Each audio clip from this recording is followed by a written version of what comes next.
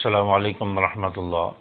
اکثر یہ لوگوں کی طرف سے سوال کیا جاتا ہے کہ کیا ہم روزے کی حالت میں انجیکشن لگوا سکتے ہیں؟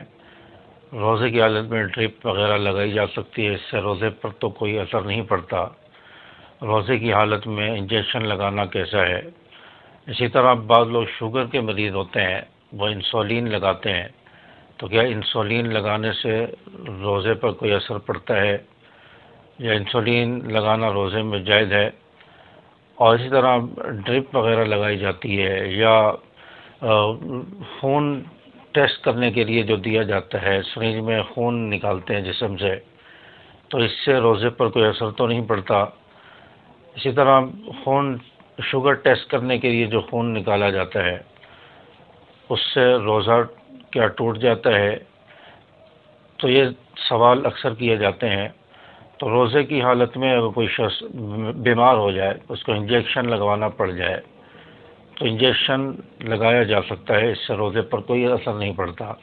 روزے کی حالت میں اگر ڈرپ لگوانی پڑ جائے تو یہ بھی جائز ہے، اس سے بھی کوئی روزے پر اثر نہیں پڑے گا۔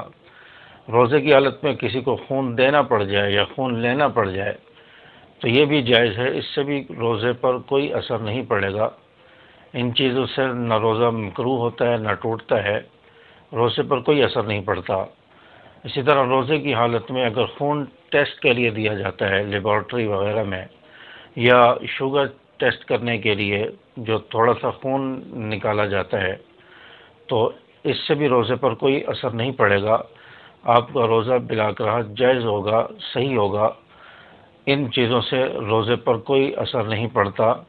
آپ خون بھی ٹیسٹ کروا سکتے ہیں، شوگر بھی ٹیسٹ کر سکتے ہیں، اور اسی طرح ڈرپ وغیرہ بھی لگا سکتے ہیں۔ انجیکشن لگانے کی ضرورت پیش آ جائے تو انجیکشن بھی لگا سکتے ہیں۔